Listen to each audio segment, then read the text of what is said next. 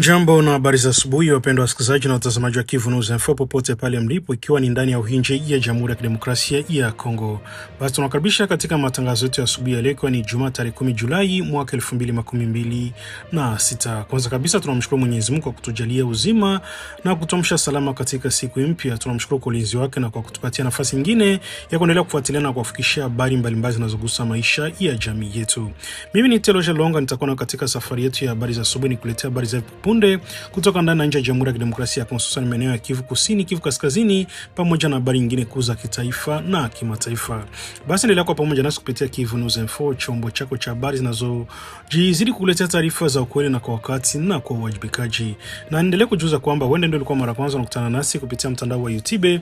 Basi kabla ya chochote kile ningekuomba na kusikufa kitu kimoja, kisha umesubscribe, like, comment na kushare, na kuruhusu wengine wanasema kujabone kwa vile vile na kupartager, kuendelea kusambaza habari kwa walio wengi zaidi.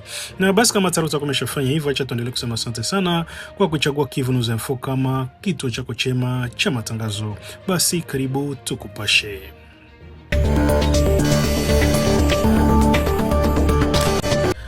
Hofu imeongezeka tena miongoni mwa wakazi wanaishi mpakani mwa wilaya za Masisi na Walikale katika mkoa wa Kivu Kaskazini kufuatia mapigano makali yaliyozuka usiku wa kuamkia Alhamisi tarehe 9 Julai kati ya waasi wa M23 na muungano wa makundi ya Wazalendo. Kwa mujibu wa taarifa kutoka viongozi wa kimila na watu mashauri wa eneo hilo, mapigano yalianza majira saa 5 usiku wakati wapiganaji wa Wazalendo walipoanzisha mashambulizi ya kushtukiza dhidi ya ngome kadhaa zinazodhibitiwa na waasi wa M23. Mashambulizi yalifanyika kwa wakati mmoja katika maeneo mbalimbali yako kwenye mstari wa mbele wa mapigano. Vijiji vilivyoathiriwa zaidi ni Kalembe, Kalonge, Kivuya na Pati ambavyo vinashuhudia mapambano makali yaliyohusisha mashambulizi ya silaha nzito na silaha ndogo.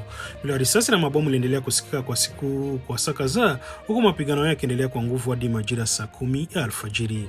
Kutokana na hali hiyo, mamia wakazi walikesha wakiwa katika hofu kubwa, wengi walijifungia ndani ya nyumba zao wakisubiri mapigano yatulie, familia nyingine zikikimbia kwa haraka kuelekea kituo cha afya cha Kalembe, wakiamini kuwa eneo hilo lingeweza kuwapa hifadhi ya muda dhidi ya mapigano yaliyokuwa yakiendelea.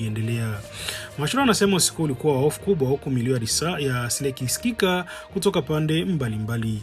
Wananchi walishindwa kutoka nje ya nyumba zao kutokana na hofu ya kukumbwa na risasi au mabomu yalikuwa kirushwa wakati wa mapigano.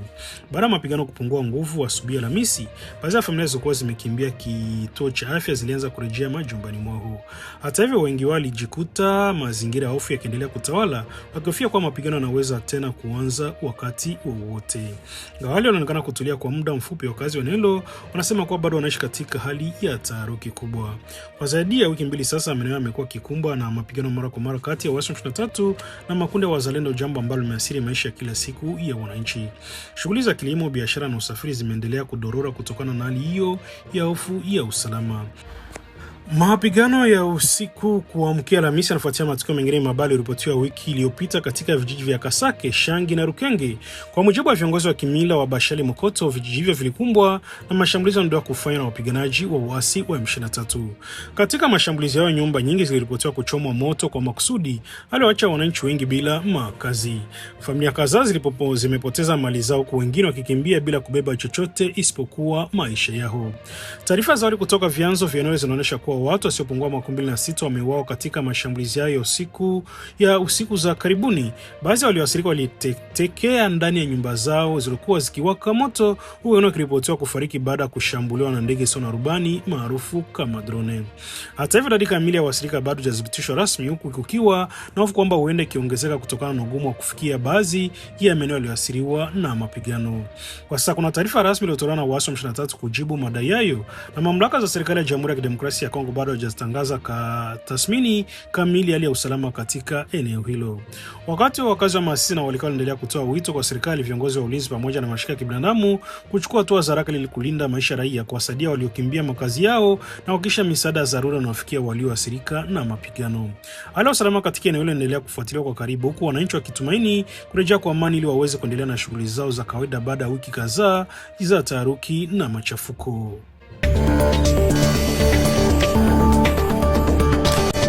Katika mkataba wa hali ya usalama inabaki kuwa ya wasiwasi katika maeneo mbalimbali ya mashariki mwa Jamhuri ya Kidemokrasia ya Kongo, jumuiya mpya ya kiraia imefanya tathmini ya hali ya sasa ya usalama katika mji wa Baraka uliopo katika eneo la Fizi mkoani Kivu Kusini. Kupitia taarifa yake, taasisi ya kijamii imezungumzia mwenendo wa hali ya usalama katika mji wa Baraka na maeneo yanayozunguka, ukitoa ujumbe kwa wananchi wa eneo hilo pamoja na raia wengine wa nchi nzima.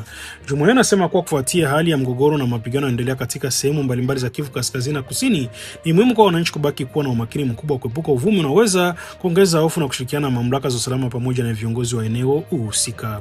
Kwa mujibu wa tathmini hiyo, mji wa Baraka unaendelea kufuatiliwa kwa karibu kutokana na umuhimu wake wa kiusalama na kijiografia katika eneo la Fizi ambalo limekuwa likikumbwa na changamoto mbalimbali za kiusalama katika miaka ya hivi karibuni. Jumuiya ya kiraia imehimiza wananchi kuendelea kudumisha utulivu, kuimarisha mshikamano wa kijamii na kutoa taarifa kwa vyombo vinavyohusika pale wanapoona viashiria vyote vinavyoweza kuhatarisha usalama wa jamii. Imewataka wananchi wa ndani na wale wa nje ya eneo hilo kuepuka kusambaza taarifa zisizothibitishwa hasa kupitia mitandao ya kijamii, kwani taarifa za uongo zinaweza kuongeza hofu na kuvuruga amani ya jamii. Taasisi imesisitiza kuwa usalama wa eneo lote unahitaji ushirikiano kati ya wananchi, viongozi wa kiraia, vyombo vya ulinzi na wadau mbalimbali wanaohusika katika ujenzi wa amani. Katika ujumbe wake wa wananchi, jumuiya mpya ya kiraia imesema kuwa kila raia ana nafasi ya kuchangia katika kulinda amani na kuwa makini na mienendo inayoweza kuathiri utulivu wa jamii. Hata hivyo, ameendelea kusisitiza umuhimu wa mamlaka husika kuendelea kuchukua hatua zinazohitajika ili kuhakikisha ulinzi wa raia na mali zao, hasa katika kipindi ambacho sehemu mbalimbali za mashariki mwa DRC ndio kukabiliwa na changamoto za kiusalama zinazohusiana na vita vya M23 na makundi mengine yenye silaha. Kwa sasa wananchi wa Baraka na maeneo jirani wanaendelea kufuatilia kwa karibu hali ya usalama, wakitarajia kuona hatua za haraka zitakazosaidia kudumisha amani na utulivu katika eneo la Kivu Kusini. Je suis Lucien Wanumbe, le président de la nouvelle dynamique de la société civile. Je suis présentement dans la ville de Baraka. Comme tu le sais bien, sur les hauts plateaux, les Minembwe et tout ça là-bas, c'est là où il y a les fronts. Il y a des combats chaque jour. Et que ça n'impacte jusque-là la ville de Baraka. À Baraka, on est calme. Je vais commencer à dire que nous sommes dans une zone opérationnelle. Et ça doit être compris, bien compris. Nous sommes dans une zone opérationnelle. Quand il y a les tirs, 2, 3, 4 tirs par des militaires ivres, incontrôlés, on ne peut pas considérer que cette situation-là menace la sécurité de Baraka. À Baraka, la situation elle est calme, elle est sous contrôle de notre force de sécurité de la défense. Vraiment sous contrôle. Personne n'est inquiété. Vous êtes témoin, vous êtes à Baraka, vous circulez la ville. Ce n'est pas pareil à une ville menacée. Ce n'est pas pareil à une ville menacée. La situation est calme. Aux amis et frères qui sont en dehors de Baraka, Baraka c'est calme. Il n'y a rien qui puisse inquiéter. Nous avons confiance dans les forces armées de la République et elles se battent pour maintenir l'ordre et la sécurité et pour même bouter l'ennemi. Mais il n'y a pas de menace à Baraka. La situation est calme. Ce qu'on peut retenir tout simplement, ce sont des tirs sporadiques la nuit. Les tirs sporadiques la nuit par des militaires incontrôlés. C'est peut-être ça qui inquiète un peu la population, mais ce n'est pas que ça menace la sécurité de la population. Et là, l'autorité avec la société civile, nous sommes en train de travailler de temps en temps dans les réunions pour essayer d'améliorer ou de mettre fin à cette situation de tirs sporadiques par des éléments incontrôlés de nos forces armées de la République. Vous savez que nous sommes dans une situation tout simplement par Baraka. La République est menacée. La République est menacée et que mon message à la population congolaise, à la population de Baraka, est de liguer derrière nos forces armées de la République, soutenir nos forces armées de la République, soutenir notre gouvernement, soutenir le président de la République, en faut qu'une fois pour toutes, on boute dehors les agresseurs de notre pays. Voilà le message. Et ça, ce n'est pas un travail d'une seule personne. Les gens pensent que ça peut être au niveau du gouvernement, tout simplement. Le gouvernement fait sa part. Nos forces armées de la République font la leur. Et nous, la population, nous devons accompagner ces efforts du gouvernement, de nos forces armées de la République. Nous devons même soutenir ça. Voilà un peu ce que je dis comme message. Et que les gens ne s'inquiètent pas, Baraka est calme. Vraiment calme, aucune menace. Aucune menace.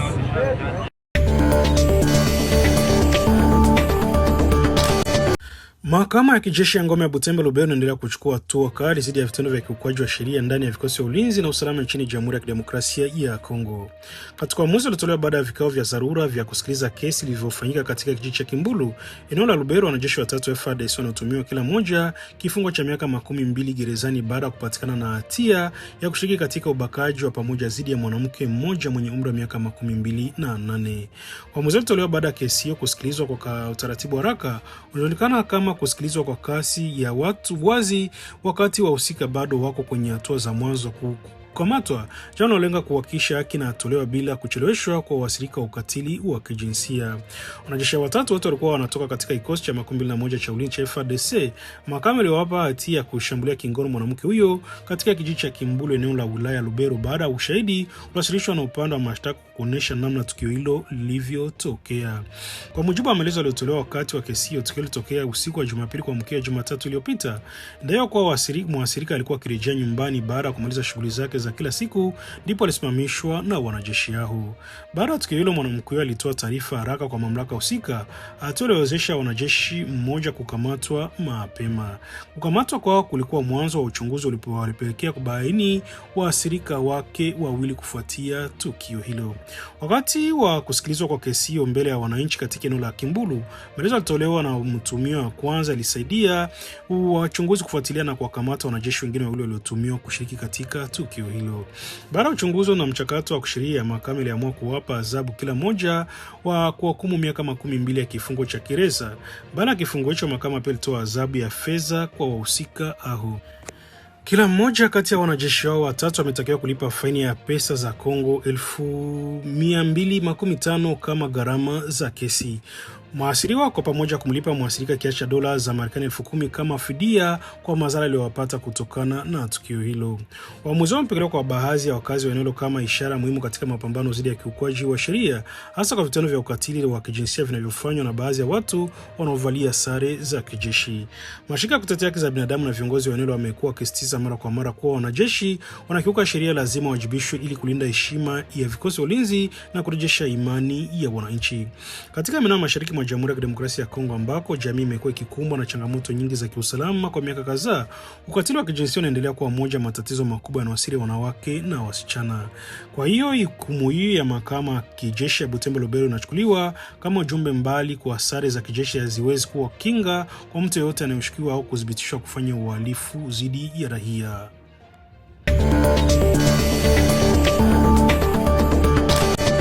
Katika wakati ambako operesheni za kijeshi dhidi ya kundi la ADF zinaendelea kukosolewa katika baadhi ya maeneo, wapiganaji wao wameonekana kubadilisha mbinu zao za uendeshaji katika mkoa wa Ituri, hasa katika eneo la Bakwanza ndani ya eneo la Mambasa. Kwa mujibu wa taarifa kutoka wanaharakati wa kijamii katika eneo hilo, ADF imeanza kuweka mfumo unaofanana na utawala wake kinyume cha sheria, ambako wanachukua nafasi za mamlaka za kiraia na kuwalazimisha wananchi kufuata sheria wanazozitoa wao wenyewe. Ramsi Mara Kidogo, mwanaharakati wa kijamii katika eneo hilo, amesema kuwa wapiganaji wao wameanza kuzofisha kabisa nafasi za viongozi wa kimila kwa kuondoa ushawishi wao mbele ya wananchi na kuanzisha mfumo wao wa uongozi. Anasema kuwa ADF imekuwa ikikusanya fedha kutoka kwa wakazi wa maeneo wanayodhibiti, hasa wakulima wanaotaka kwenda mashambani yao.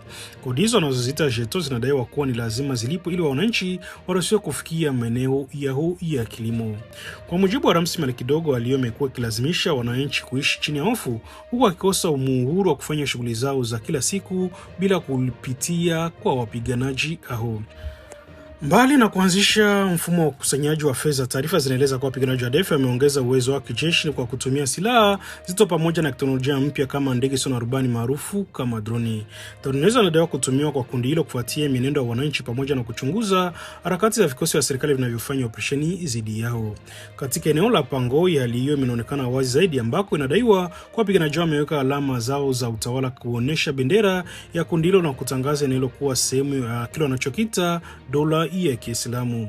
Ramsi Mara Kidogo amesema kuwa hatua inaonyesha kiwango cha tisho ambalo ADF imekuwa nalo katika eneo hilo, kwani kundi hilo halionekani tena kufanya mashambulizi pekee, bali linajaribu kuweka mfumo wa kudhibiti maisha ya wananchi. Ameongeza kuwa matumizi ya drone yanawapa wapiganaji hao uwezo wa kufuatilia mienendo ya watu na wanajeshi, jambo linaloongeza changamoto katika operesheni za kijeshi zinazolenga kuwaondoa katika maeneo hayo. Kwa mujibu wa wachambuzi wa masuala ya usalama, uwepo wa ADF unaendelea kusambaa katika maeneo mbalimbali ya mashariki mwa Jamhuri ya Kidemokrasia ya Kongo, kundi hilo likitajwa kuwa tishio linalogusa hadi majimbo manne ya nchi. Hali imezua wasiwasi mkubwa kwa upande wa usalama, uchumi na maisha ya kila siku ya wananchi. Wakazi wengi katika maeneo yaliyoathiriwa wanaendelea kukumbwa na hofu kutokana na uwepo wa kundi hilo ambalo linadaiwa kuzuia shughuli za kilimo, biashara na maendeleo ya jamii. Mashirika ya haki ya kutetea haki za binadamu pamoja na viongozi wa eneo wanaendelea kutoa wito kwa vikosi vya ulinzi na usalama kuongeza juhudi za kuendesha operesheni kali ili kuvunja kabisa mfumo wa DF na kurejesha mamlaka halali ya serikali katika maeneo hayo. Lengo kuu kwa mujibu wa wadau wao ni kuondoa mara moja utawala huo wa kinyume cha sheria unaodaiwa kuwekwa na DF, kulinda raia na kuzuia kundi hilo kuendelea kujenga ngome katika maeneo ya mashariki mwa nchi. Kwa sasa hali katika baadhi ya maeneo ya Ituri inaendelea kufuatiliwa kwa karibu, kwa wananchi wakisubiri hatua zaidi kutoka kwa mamlaka ili kurejesha amani na usalama katika maeneo yaliyoathirika.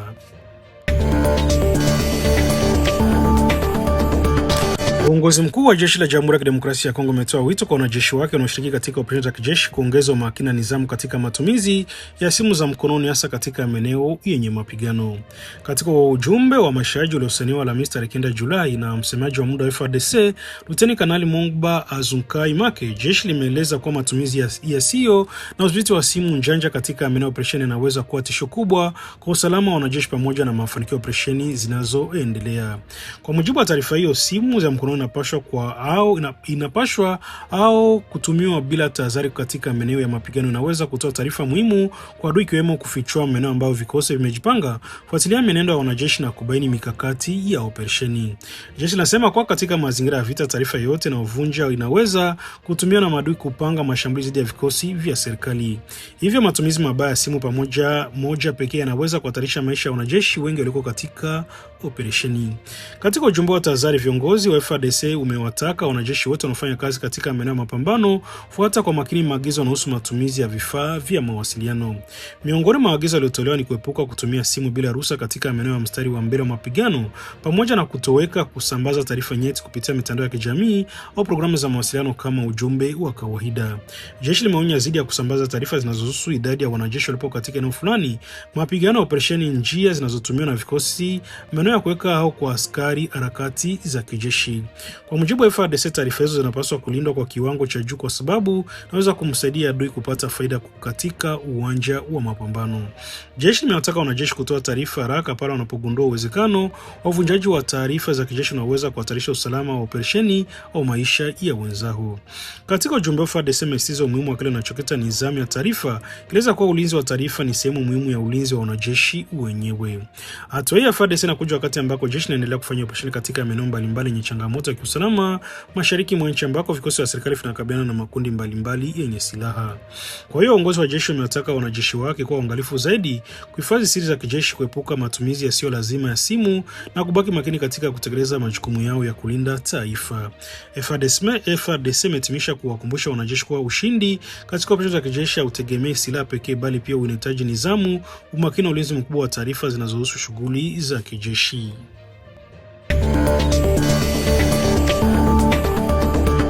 Mgogoro wa kibinadamu unaendelea kuwa mbaya zaidi katika eneo la Kale mkoani Kivu Kusini, ambako maelfu ya watu waliokimbia machafuko ya kiusalama wanaishi katika mazingira magumu bila msaada wowote wa dharura.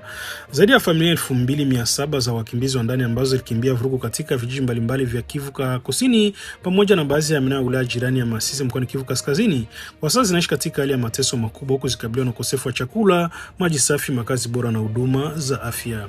Kwa mujibu wa takwimu zilizotolewa na Benjamin Mungazi, mwenyekiti wa Jumuiya mpya ya kiraia ya Kongo katika eneo la Kale, familia hizo zimeenea katika maeneo mbalimbali ya mapokezi ya wakimbizi. Ameleza kwa familia 982 zimekimbia katika maeneo ya Mkwinja na Kizire, familia 351 ziko Mule, familia 256 ziko Mwea na familia 995 zikijikita Nyambibwe, huku familia 118 zikiwa katika eneo la Bushiki. Familia hizo lazimika kuacha makazi yao kutokana na hali ya ukosefu wa usalama unaendelea katika maeneo ya Katasomwa, Bishaka, Ziralo, Lumbishi pamoja na vijiji kadhaa vya eneo la Masisi mkoani Kivu Kaskazini. Kwa mujibu wa taarifa kutoka kwa viongozi wa eneo hilo, baadhi ya wananchi hao walikimbia baada ya mashambulizi ya mapigano kusababisha hofu kubwa, uharibifu wa mali na tishio kwa maisha yao. Baada ya kufika katika maeneo wanaozani kuwa salama, wakimbizi hao sasa wanakabiliwa na changamoto nyingi kubwa za maisha ya kila siku. Wanaishi katika vibanda vya muda vinavyotengenezwa kwa mabati, plastiki au vifaa vya kawaida vinavyowalinda visivyowalinda vizuri dhidi ya mvua na baridi. Bana tatizo la makazi, wakazi hao wanasema wanakabiliana na ukosefu mkubwa wa chakula. Baadhi ya familia zinaeleza kuwa wakati mwingine lazimika kukaa siku nzima bila kula, hali ambayo imeanza kuathiri zaidi watoto wadogo, wanawake wajawazito na wazee. Mwanamke mmoja mkimbizi alikutana na mwandishi wa habari katika eneo la Nyambibu amesema kuwa maisha yamekuwa magumu sana tangu alipoondoka katika maeneo yao ya asili. Amesema wengi tunapita siku nzima bila kula, watoto wetu wanaumwa lakini hatuna pesa za dawa za kuwasaidia. Tuliondoka na maisha yetu pekee bali baada ya kukimbia vurugu. Kwa upande mwingine, wakimbizi wengine wanaekaa Mkunja wamesema kuwa maisha yao kwa sasa yametegemea zaidi msaada wa majirani kwa wakazi wa maeneo wanayokaa, lakini hata wenyeji nao hawana uwezo mdogo kutokana na hali ngumu ya maisha. Kutokana na hali ya dharura, mwenyekiti wa jumuiya ya kiraia ya Kongo katika Kale, Benjamin Mungiza, ametoa wito kwa serikali ya Jamhuri ya Kidemokrasia ya Kongo, mashirika ya kibinadamu pamoja na washirika wa maendeleo kuchukua hatua za haraka. Amesema kwa maelfu ya familia zimeachwa katika hali ya kusaulika na zinahitaji msaada wa haraka wa chakula, vifaa vya matumizi ya kila siku, makazi, huduma za afya, dawa pamoja na msaada wa kifedha kwa ajili ya mahitaji yao ya msingi. Mashirika ya kiraia yanaonya kuwa bila hatua za haraka hali hii ya afya na lishe ya wakimbizi inaweza kuzorota zaidi, hasa kwa kuwa sehemu kubwa ya washiriki ni watoto, wanawake na wazee ambao katika hatari kubwa zaidi. Kwa sasa wakazi hao wanaendelea kusubiri msaada kutoka kwa mamlaka za mashirika mbalimbali ya kibinadamu, huku wakitamani kurejea katika maeneo ya asili pale ambako usalama utakapokuwa umeimarika.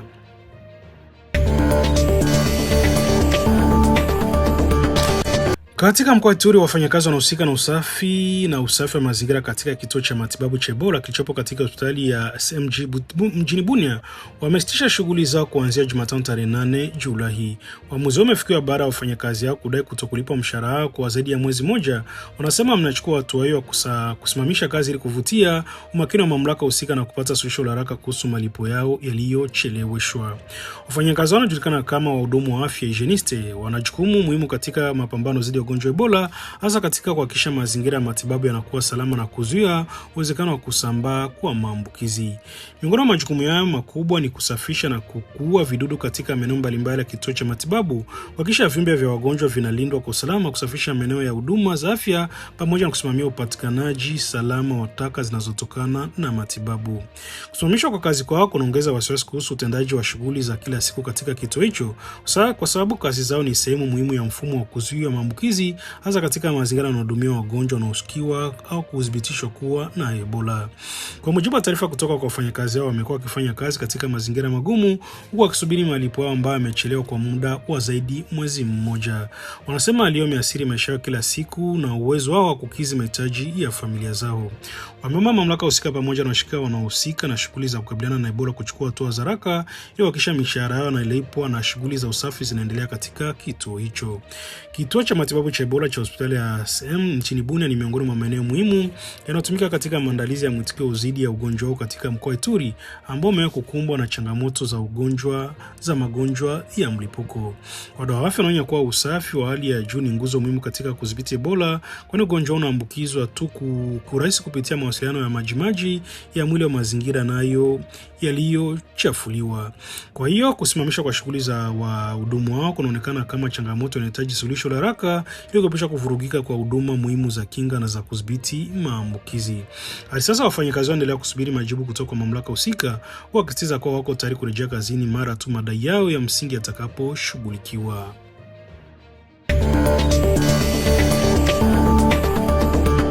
Mvutano wa kisiasa umeendelea kuongezeka mjini Kinshasa baada ya msafara wa kiongozi wa chama cha Engagement pour la Citoyenneté et le Développement Martin Fayulu kudaiwa kushambuliwa siku ya jana Alhamisi tarehe 9 Julai katika eneo la Ngombe baada ya kumalizika kwa mkutano na uandishi wa habari ulioandaliwa na muungano wa C64 katika kituo cha Sepas. Kwa mujibu wa taarifa iliyotolewa na msemaji wa muungano wa kisiasa Lamuka Prince Penge, tukio limetokea wakati msafara wa Martin Fayulu ulikuwa ukirejea katika makazi yake yanayofahamika kama Fanden House baada ya kushiriki katika shughuli hiyo ya kisiasa. Prince Penge amesema kwa watu wanaotambuliwa kwa wanachama wa kundi linalodaiwa kuwa Force du Progrès ambao wanafanya shughuli zake karibu na eneo la Palais de la Justice walivamia msafara wakiwa na silaha za jadi ikiwemo mapanga. Kwa mujibu wa kiongozi wa Lamuka, mashambulizi yalisababisha baadhi ya wafuasi wa muungano huo kujeruhiwa vibaya. Amesema kwa tathmini ya awali inaonyesha kuwa wanaharakati watatu wa Lamuka walipata majeraha makubwa na kulazimika kupelekwa hospitalini ya Olimpiki mjini Kinshasa kwa ajili ya kupatiwa matibabu. Presepenge amelaani vikali tukio hilo, akieleza kuwa mashambulizi dhidi ya viongozi wa kisiasa, wafuasi wao ni tishio la demokrasia na utawala wa sheria nchini. Ametaka mamlaka za serikali kuhakikisha usalama wa wanasiasa wote pamoja na wananchi kwa jumla bila kujali msimamo wao wa kisiasa. Hadi sasa hakuna taarifa rasmi kutoka kwa mamlaka za serikali kuhusu tukio hilo wala maelezo ya upande mwingine kuhusu madai hayo ya shambulio hilo. Imetokea wakati ambako mazingira ya kisiasa nchini DRC yanaendelea kuwa na mvutano mkubwa, hasa kutokana na mjadala unaendelea kuhusu ulinzi wa katiba na wito wa makundi ya upinzani kuhusu mustakabali wa utawala nchini. Muungano wa Seso Sandikata unaendelea kuendesha kampeni za kisiasa zinazolenga kutetea kile unachokiita kuheshimiwa kwa utaratibu wa katiba. Muungano pia umetangaza kuwa unapanga kufanya maandamano tarehe 22 Julai mjini Kinshasa. Kwa upande wa upinzani, hatua hizo zinaelezwa kuwa ni sehemu ya juhudi za kutoa msimamo wao kuhusu masuala ya utawala na mustakabali wa kidemokrasia nchini. Hata hivyo, hali hiyo inaendelea kuongeza mvutano kati ya makundi tofauti ya kisiasa. Kwa sasa wadau mbalimbali wanaendelea kufuatilia kwa karibu mwenendo wa hali ya kisiasa mjini Kinshasa, huku wito ukitolewa kwa pande zote kuheshimu sheria, kuepuka vurugu na kuhakikisha tofauti za kisiasa zinatatuliwa kwa njia ya amani na mazungumzo.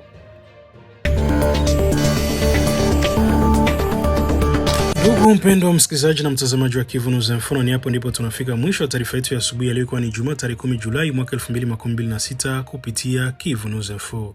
Tunapenda kuwashukuru na kuendelea kuwa nasi kwa kutupatia nafasi Kivu News Info kwa sehemu ya kupata taarifa zenye ukweli, uwazi na uwajibikaji. Tunaweza kuendelea kufuatilia kupitia majukwaa yetu mbalimbali kupata habari mpya kila wakati. Pia endelea kushirikiana nasi kwa kutupatia maoni yako na taarifa kutoka katika maeneo yako kwa kuzingatia usahihi wa taarifa hizo.